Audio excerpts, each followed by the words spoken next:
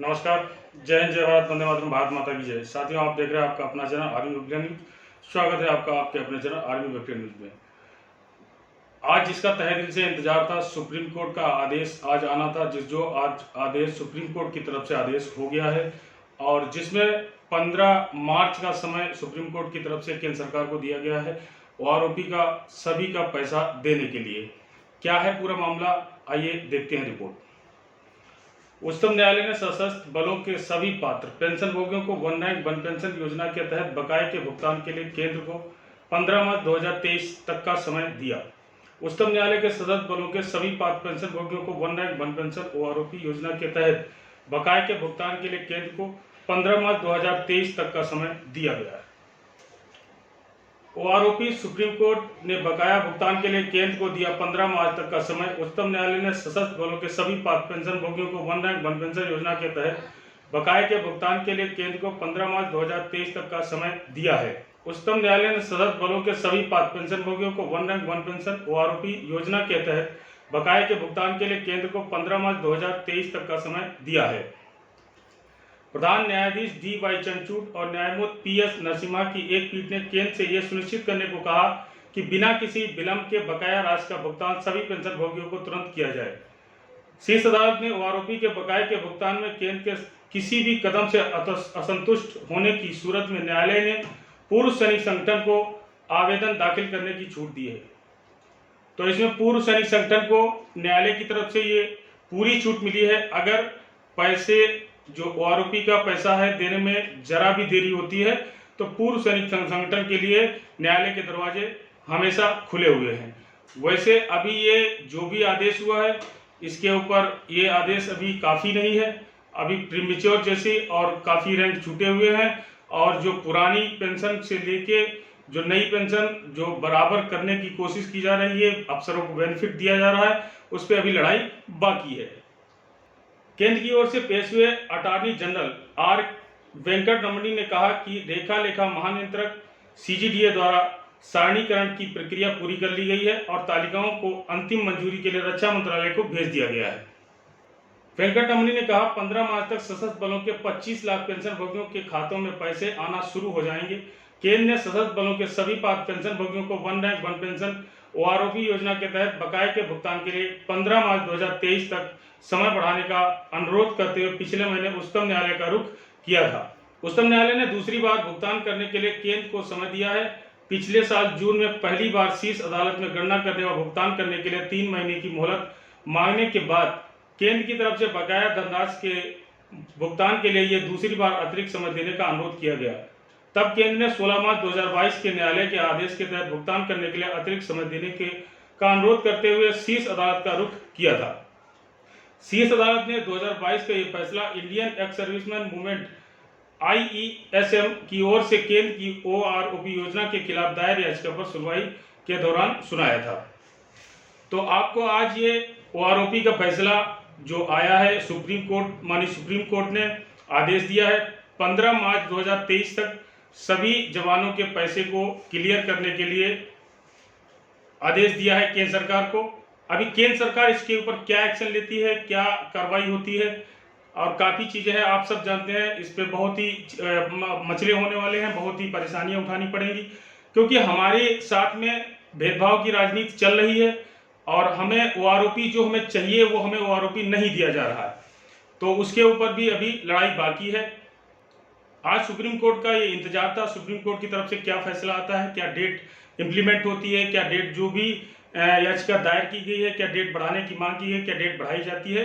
तो माननीय supreme court ने क्लियर कर दिया है कि जो भी ओआरओपी का पैसा है वो आदेश जारी किया है, उस पैसे को जल्द से जल्द जवानों के खातों में भेजा जाए और अगर इसमें देरी होती है तो पूर्व सैनिक संगठन की तरफ से आदेश हुआ है कि पूर्व सैनिक संगठन के लिए कभी भी किसी भी समय दरवाजे खुले हुए हैं, कोर्ट के दरवाजे खुले हैं, माननीय सुप्रीम कोर्ट के दरवाजे खुले हुए हैं। तो मैं धन्यवाद करता हूं माननीय सुप्रीम कोर्ट का कि माननीय सुप्रीम कोर्ट ने अपना आदेश जवानों के पक्ष में रखा। हमारे देश हित के लिए बहुत ही जरूरी है और इस पे अभी बहुत चीज़ें बाकी हैं और लड़ाई बाकी है। आप सभी कमेंट करें और बताएं क्या जो भी ओआरओपी आप सबको मिल रहा है क्या ये सही है, क्या इस ओआरओपी से रिवीजन से आप सभी खुश हैं।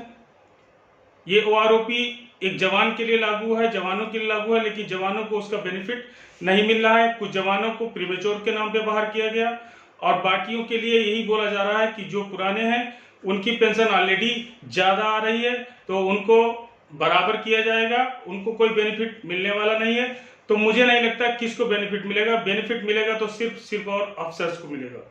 अफसर्स को किसी को 4 लाख मिल रहे हैं, किसी को 3 लाख मिल रहे हैं, किसी को 5 लाख मिल रहे हैं और उनकी पेंशन भी बढ़ रही है। ऐसा हमेशा होता हुआ है, ये पहली बार नहीं हो रहा। इस रिवीजन ये OROP रिवीजन में पहला चांस नहीं है कि ऐसा हुआ कि अफसर और जवानों में भेदभाव किया गया हो। ये हमेशा से भेदभाव होता आया है और इस भेदभाव की राजनीति को खत्म करना होगा। इसके लिए आप सभी को बढ़ चढ़ के हिस्सा लेना पड़ेगा, आगे आना पड़ेगा। जहां भी धरना प्रदर्शन हो आप पहुंचिए, सब लोग जाइए, सब लोग चलिए। जहां जरूरत पड़ेगी हम आपके साथ में हैं, मैं भी चलूंगा। और जब भी आप लोग आदेश करें हम आपके आदेश के ऊपर आगे बढ़ने के लिए तैयार हैं। हमारे संगठन आगे बढ़ने के लिए तैयार हैं और आप सभी से फिर मैं यही रिक्वेस्ट करूंगा कि सभी लोग संगठन, किसी न किसी संगठन से जुड़े। और ये आप सभी से निवेदन करूंगा, जिस भी संगठन से जुड़ते हैं उस संगठन का मुखिया कोई भी अधिकारी नहीं होना चाहिए। उस संगठन को चलाने वाला या तो कोई जवान हो या कोई जेसी हो, क्योंकि अधिकारी हमारे पक्ष की बात कभी नहीं करेंगे, क्योंकि उनको हमेशा बेनिफिट मिलता रहेगा और हमेशा मिलता आया है। तो हमारे पक्ष की बात कभी भी आगे नहीं रखेंगे।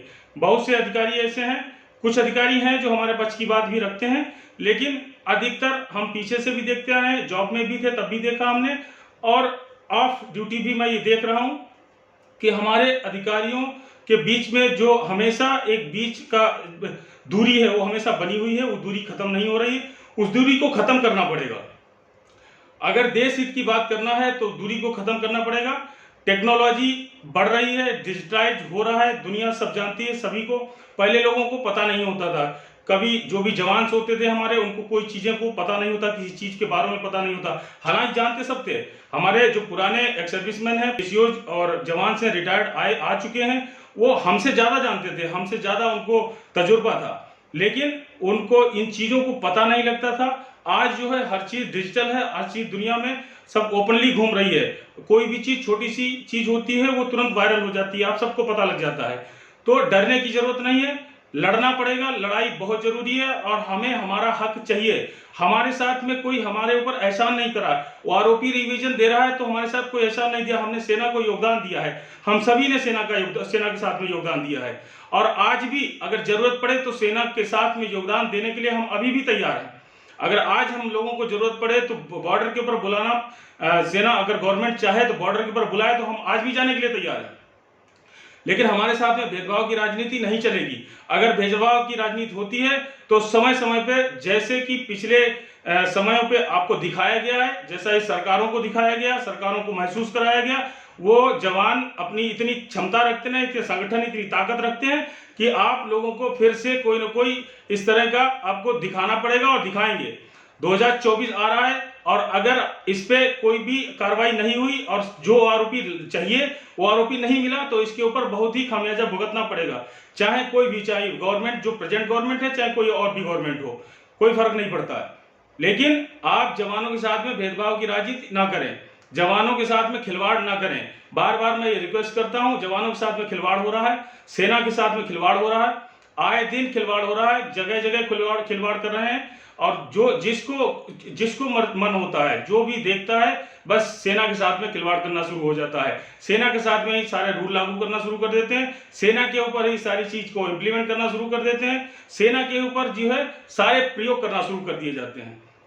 तो ऐसा क्यों होता है? सेना को ही क्यों चुना जाता है इस तरह से? क्या जवान वो इंसान नहीं है? अगर आप सेना को हर जगह आप सेना को चुनते हैं, सेना को इस तरह से आपको देखते हैं, तो सेना को बेनिफिट भी दीजिए, उनके परिवारों का भी ख्याल रखिए। जब इन चीजों का टाइम बात आती है, सेना को बेनिफिट, फाइनेंशियल मैटर की बात आती है, तो आप सब पीछे हट जाते हैं। ये देश की सरकारें पीछे हट जाती हैं जब भी सेना की इस तरह की कोई बात आती है। आगे सिर्फ आते हैं जब सेना से किसी भी, बार बार मैं एक ही चीज कहता हूं, सेना के जवान की जब डेड बॉडी आती है तब सामने आप सब आते हैं, उससे पहले कोई नहीं आते। वो तो शहीद हो गया, वो तो चला गया, बाद में आप हुआ करते रहते हैं। आप जो जीवित हैं उनको क्यों बेनिफिट नहीं देते हैं? उनका हक क्यों छीन रहे हैं? तो सुप्रीम कोर्ट की तरफ से माननीय सुप्रीम कोर्ट को धन्यवाद करता हूं, फिर से पुनः धन्यवाद है। और आप सभी कमेंट करके बताएं और सुप्रीम कोर्ट को धन्यवाद दें कि आप जिसको भी बेनिफिट इसका मिलेगा, जिसका नाम आ रहा है, जिसको बेनिफिट मिला है। हमारे पास 2 साथियों के हमें पेंशन बुक उन्होंने भेजा, तो हमारे साथी जो है 18 साल सर्विस करके जो है प्रीमेच्योर रिटायर्ड उन्होंने लिया है। क्या 18 साल उन्होंने सेवा नहीं दी? और वो प्रीमेच्योर रिटायर्ड के नाम पे एक आरबी रूल उसमें लिख दिया 13(3)(4) के तहत वो पेंशन आए हैं, अब उनको ओआरपी का बेनिफिट नहीं मिलने वाला है। क्यों नहीं मिलेगा? क्यों सेना को उन्होंने अपना समय नहीं दिया? क्या उन्होंने ड्यूटी नहीं की? कुछ समस्याओं के चलते अगर जवान अपने घर आ जाता है, प्रीमेच्योर रिटायर्ड लेता है, और अधिकतर कुछ ऐसी समस्याएं होती हैं जो सेना की ही समस्याओं के कारण जो है जवान होते हैं वो घर आते हैं। तो आप लोग इस पे मजाक न बनाएं, जवानों का मजाक न बनाएं। और इस पे मैं माननीय प्रधानमंत्री जी और रक्षा मंत्री जी से निवेदन करूंगा, मेरा वीडियो आप तक पहुंचता है तो प्लीज इस पे अमल करें, ध्यान दें। और प्रीमेच्योर रिटायर्ड जो जवान है, और मेरे प्रधानमंत्री जी का ही कहना था कि जब 2014 में सरकार बनाई थी तब ये एक भाषण आया था, उसका वीडियो मैंने पहले भी शेयर किया है। उसमें प्रधानमंत्री जी ने यही कहा था कि जवानों को 15 साल 20 साल के अंदर जो है पेंशन आ जाता है, और जवान को इसका ओआरपी रिवीजन का बेनिफिट सबको मिलेगा, सबको दिया जाएगा, उन्हीं के लिए ये रिवीजन होगा। आज क्या हो रहा है? ये आज तो किसी जवान को बेनिफिट नहीं मिल रहा है। कुछ परसेंट जवान हो गए, 10 या 20% जवान, हम कहते हैं 30% जवान निकालोगे उनको ही बेनिफिट मिलेगा, नहीं तो किसी को बेनिफिट नहीं मिलने वाला है। सिर्फ ये कहने की बात है। 25 लाख जो हल्ला किया जा रहा है, 25 लाख को भी बेनिफिट मिलना मुश्किल लग रहा है। तो आप सभी कमेंट करके बताएं। अब वीडियो अच्छा लगा हो, ये जानकारी अच्छी लगी हो तो प्लीज शेयर करें, लाइक करें, शेयर करें, कमेंट करें। धन्यवाद। जय हिंद, जय भारत, वंदे मातरम, भारत माता की जय। और अभी तक सब्सक्राइब नहीं किया तो प्लीज सब्सक्राइब जरूर कर दें। नमस्कार सभी।